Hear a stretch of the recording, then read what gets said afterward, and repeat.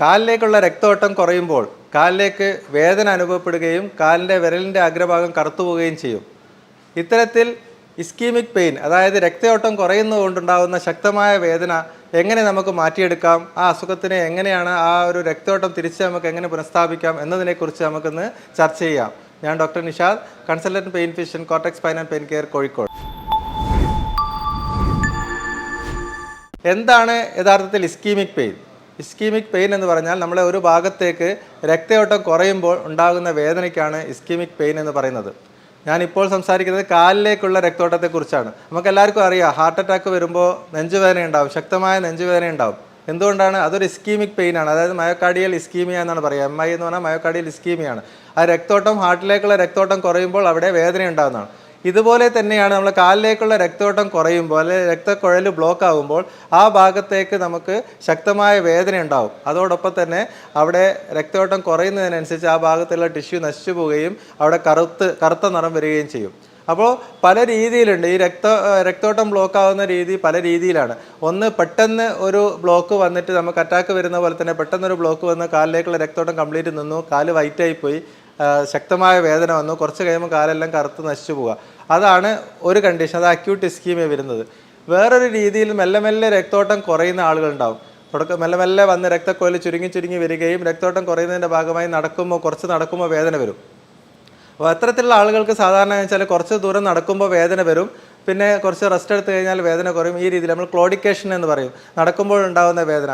അത് കഴിഞ്ഞ് കുറച്ച് കാലം കഴിയുമ്പോൾ ഏതെങ്കിലും ഒരു ബ്ലോക്കായി കിടക്കുന്ന ഭാഗത്തു നിന്ന് ഒരു ചെറിയ ഭാഗം പോയി താഴെയുള്ള ചെറിയ രക്തക്കുഴൽ ബ്ലോക്ക് ആകുമ്പോൾ പെട്ടെന്ന് വേദന കൂടുകയും ഈ പറഞ്ഞ പോലെ വിരലിൻ്റെ അഗ്രഭാഗം കറുത്തു പോവുകയും ചെയ്യും. നമ്മൾ ഗാംഗ്രീൻ എന്ന് പറയും. ഒരു ഭാഗം കറുത്തു പോകുന്നതിനാണ് ഗാംഗ്രീൻ എന്ന് പറയുന്നത്. അത് ആ ഭാഗം നശിച്ചു പോകുന്നതാണ്. അതിൻ്റെ ഭാഗമായിട്ടാണ് കറുപ്പ് നിറം വരുന്നത്. ഇതോടൊപ്പം തന്നെ ചിലപ്പോൾ വേറെ ചില ആളുകൾക്ക് വരിക, ഏതെങ്കിലും ഒരു ചെറിയൊരു മുറിവുണ്ടാവും, കാലിലൊരു മുറിവ് പോലെ ഉണ്ടാവും, രക്തോട്ടം കുറഞ്ഞിട്ടൊരു മുറിവായിട്ട് അനുഭവപ്പെടും. ഈ മുറിവിൽ നിന്ന് ശക്തമായ വേദനയുണ്ടാവും. പക്ഷേ ഈ മുറിവ് നമുക്ക് ഉണങ്ങിക്കിട്ടില്ല, കാരണം രക്തോട്ടം കുറവായതുകൊണ്ട് തന്നെ ആ മുറിവ് ഉണങ്ങാതെ നിൽക്കും. Non healing ulcer. ഇങ്ങനെ പല രീതിയിലാണ് നമ്മൾ കാലിലേക്കുള്ള രക്തോട്ടം കുറയുമ്പോൾ ഈ പല രീതിയിലാണ് പ്രസൻറ്റ് ചെയ്യുക. ചിലപ്പോൾ അത് കറുത്ത വിരലുകളായിട്ട് വരാം, ചിലപ്പോൾ അത് ഈ അൾസർ, നോൺ ഹീലിംഗ് അൾസറായിട്ട് വരാം, ചിലപ്പോൾ നമുക്ക് നടക്കുമ്പോഴുള്ള വേദന മാത്രമായിട്ട് വരാം. അപ്പോൾ ഇതെന്തുകൊണ്ടാണ് ഈ രക്തോട്ടം കുറയുന്നത്, എന്തൊക്കെ കാരണങ്ങൾ കൊണ്ടാണ് സാധാരണ രക്തോട്ടം കുറയുന്നതെന്നാണ് നമുക്ക് നോക്കേണ്ടത്. ഞാൻ നേരത്തെ പറഞ്ഞതുപോലെ അറ്റാക്ക് വരുമ്പോൾ നമുക്ക് ഹാർട്ടിലേക്കുള്ള രക്തോട്ടം കുറയുന്നതാണ്. അപ്പോൾ സ്ട്രോക്ക് വരുമ്പോൾ നമുക്ക് തലയിലേക്കുള്ള രക്തോട്ടം കുറയുന്നതാണ്. ഇതിനൊക്കെയുള്ള കാരണങ്ങൾ തന്നെയാണ് പലപ്പോഴും കാലിലേക്കുള്ള രക്തോട്ടം കുറയാനും കാരണമാകുന്നത്. കാരണം ഈ കാലിലേക്കുള്ള രക്തോട്ടം കുറയുന്ന എല്ലാവർക്കും മിക്കപ്പോഴും ഹാർട്ട് അറ്റാക്കും ഈ സ്ട്രോക്കും ഒക്കെ മുമ്പ് വന്നിട്ടുണ്ടാകും. കാരണം ഒരേ അസുഖത്തിൻ്റെ ഭാഗമായിട്ട് വരുന്നതാണ് കാലിലേക്ക് രക്തോട്ടം കുറയുന്നത്. നമ്മൾ സാധാരണ അതിറോസ്ക്ലറോസിസ് എന്ന് പറയും. അതായത് രക്തക്കുഴലുകൾ സൈഡിലുള്ള ഭാഗം, നമ്മൾ പൈപ്പ് ലൈനൊക്കെ വെള്ളം കൊണ്ടുവന്ന പൈപ്പിൽ സൈഡിൽ ചളി അടിഞ്ഞുകൂടിയിട്ട് മെല്ലെ മെല്ലെ ബ്ലോക്ക് ആകുന്നത് പോലെ തന്നെയാണ് നമ്മളെ രക്തക്കുഴലിൽ സൈഡിൽ കൊളസ്ട്രോളും അതുപോലെയുള്ള സാധനങ്ങളെല്ലാം അടിഞ്ഞുകൂടിയിട്ട് അവിടെ ബ്ലോക്കായിട്ട് വരികയാണ്. സാധാരണ കാണുന്നത് ഷുഗർ, പ്രഷർ, അതുപോലെ തന്നെ പുകവലി, ഇത്തരത്തിൽ കൊളസ്ട്രോൾ കൂടുതലുള്ള ആളുകൾ, ഇത്തരത്തിലുള്ള ആൾക്കാർക്കാണ് ഏറ്റവും കോമൺ ആയിട്ട് ഈ അസുഖം വരുന്നത്. നമ്മൾ പെരിഫറൽ വാസ്കുലർ ഡിസീസ് എന്ന് ഇതിനെ മൊത്തത്തിൽ പറയും. കാരണം ഈ വെസൽസിനെ, ഈ രക്തക്കുഴലുകളെ ബാധിക്കുന്ന അസുഖം എന്നുള്ള രീതിയിലാണ് പെരിഫറൽ വാസ്കുലർ ഡിസീസ് എന്ന് പറയുന്നത്. ഇതിന് ഈ അടിഞ്ഞുകൂടി ഇങ്ങനെ വരുന്നതിനനുസരിച്ച് രക്തോട്ടം കുറയുകയും കുറച്ച് കഴിഞ്ഞിട്ട് ഇത് കംപ്ലീറ്റ് ബ്ലോക്ക് ആകുമ്പോൾ നമ്മളെ കംപ്ലീറ്റ് ആയിട്ട് ആ ഭാഗത്തേക്കുള്ള രക്തക്കുഴൽ അടഞ്ഞു പോവുകയും അങ്ങോട്ടുള്ള രക്തപ്രവാഹം നിലയ്ക്കുകയും ചെയ്യും. ആ സമയത്താണ് അതിശക്തമായ വേദന നമുക്ക് അനുഭവപ്പെടുക. പെട്ടെന്ന് രക്തോട്ടം നിൽക്കുമ്പോൾ നമുക്ക് അതിശക്തമായ വേദന അനുഭവപ്പെടും.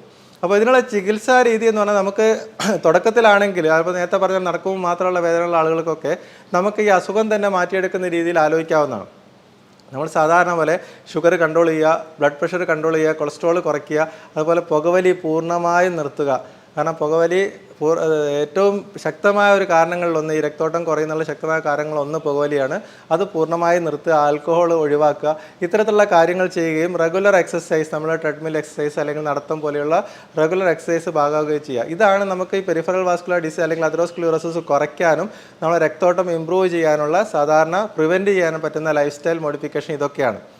പക്ഷേ ഒരു ശക്തമായ വേദന വരുമ്പോൾ, ഞാൻ നേരത്തെ പറഞ്ഞ പോലെ രക്തോട്ടം നിന്ന് വിരൽ ബ്ലാക്ക് ആകുമ്പോൾ നമുക്ക് ഇത്തരത്തിലുള്ള കാര്യങ്ങളൊന്നും ചെയ്യാൻ പറ്റില്ല. കാരണം വെച്ചാൽ നമുക്ക് എക്സസൈസ് ചെയ്യാനോ അല്ലെങ്കിൽ മറ്റുള്ള കാര്യങ്ങളൊന്നുമില്ല. നമ്മളെ സംബന്ധിച്ചിടത്തോളം ശക്തമായ വേദനയാണ്, വേദന മാറ്റണം. അപ്പോൾ ഇസ്കീമിക് പെയിൻ എന്ന് പറഞ്ഞാൽ നമ്മുടെ ജീവിതത്തിൽ അനുഭവപ്പെടുന്നതിൽ വെച്ച് ഏറ്റവും ശക്തമായ വേദനയാണ്. സാധാരണ വേദനാ സമ്മാരികളൊന്നും ഉപയോഗിച്ച് കഴിഞ്ഞാൽ തന്നെ വേദന കുറയാത്ത ഒരു അസുഖമാണ് ഈ ഇസ്കീമിക് പെയിൻ. ഇത്തരത്തിലുള്ള രക്തോട്ടം കുറയുന്നതുകൊണ്ടുള്ള പെയിൻ. അപ്പോൾ അത്തരത്തിലുള്ള ഒരു രോഗികളെ നിങ്ങൾക്ക് കണ്ടാൽ മനസ്സിലാവും, അവർക്ക് കിടക്കാനോ ഉറങ്ങാനോ ഒന്നും പറ്റാത്ത രീതിയിലുള്ള ശക്തമായ വേദനയായിരിക്കും. അവർ കിടന്ന് കരഞ്ഞുകൊണ്ടേയിരിക്കും. കാരണം സാധാരണ രീതിയിലുള്ള പെയിൻ കില്ലറൊക്കെ കൊടുത്തു കഴിഞ്ഞാൽ അവർക്കൊരു മാറ്റം ഉണ്ടാവില്ല. അതുകൂടാതെ ഇവർക്കാണെങ്കിൽ കൂടെ BP, പ്രഷർ, ഹാർട്ട് സംബന്ധമായ അസുഖങ്ങളെല്ലാം ഉണ്ടാകും. പല മെഡിസിനും കൊടുക്കാനും പറ്റില്ല. നമുക്ക് ശക്തമായ പെയിൻ കില്ലറൊന്നും കൊടുക്കാൻ പറ്റാത്ത രോഗികളായിരിക്കും മിക്കപ്പോഴും ഈ രക്തോട്ടം കുറയുന്ന ആളുകൾ. അപ്പോൾ നമുക്ക് ഇവരുടെ പെയിന് മാറ്റാനുള്ള ട്രീറ്റ്മെൻറ്റ് എന്തായാലും വേണം. അതുകൂടാതെ ആ രക്തയോട്ടം, കാലിലേക്കുള്ള രക്തയോട്ടം നമുക്ക് തിരിച്ചു പിടിക്കുകയും വേണം. അപ്പോൾ ഇത്തരത്തിലുള്ള ട്രീറ്റ്മെൻറ്റിലേക്ക് നമ്മൾ പോകേണ്ടി വരും.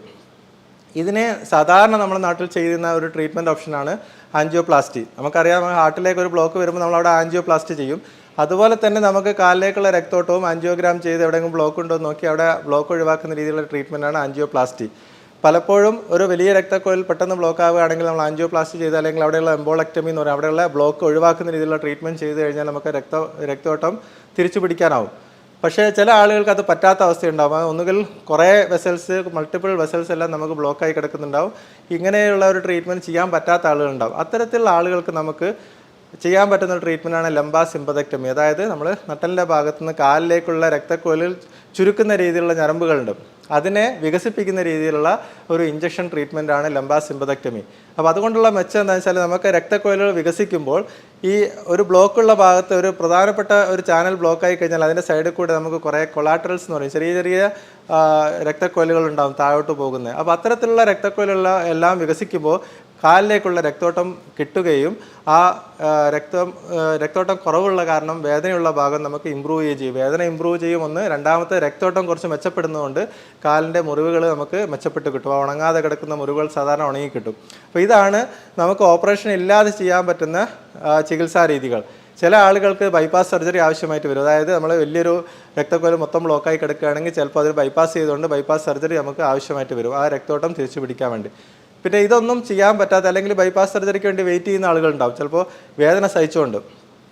ഞാൻ നേരത്തെ പറഞ്ഞു, എല്ലാ വേദന സമാരികളും നമ്മൾ കൊടുത്തു, പക്ഷേ അവരുടെ വേദന മാറുന്നില്ല. അപ്പോൾ അങ്ങനെ ആകുമ്പോൾ നമുക്ക് അവരെ വേദന മാറ്റിയെടുക്കാൻ വേണ്ടി ചെയ്യുന്ന വേറൊരു ട്രീറ്റ്മെൻറ്റാണ്, നമുക്ക് ആ ഭാഗത്തേക്ക് വേദന ഉണ്ടാക്കുന്ന ഞരമ്പുകളെ മരവിപ്പിക്കുന്ന രീതിയിൽ ഒരു RFA ട്രീറ്റ്മെൻറ്റ്, റേഡിയോ ഫ്രീക്വൻസി ആബ്ലേഷൻ. ആ ഭാഗത്ത് മാത്രമുള്ള നെർവിനെ നമുക്ക് സെലക്റ്റീവായിട്ട് അൾട്രാസൗണ്ടിൽ നോക്കിയിട്ട് RFA കൊടുക്കാം.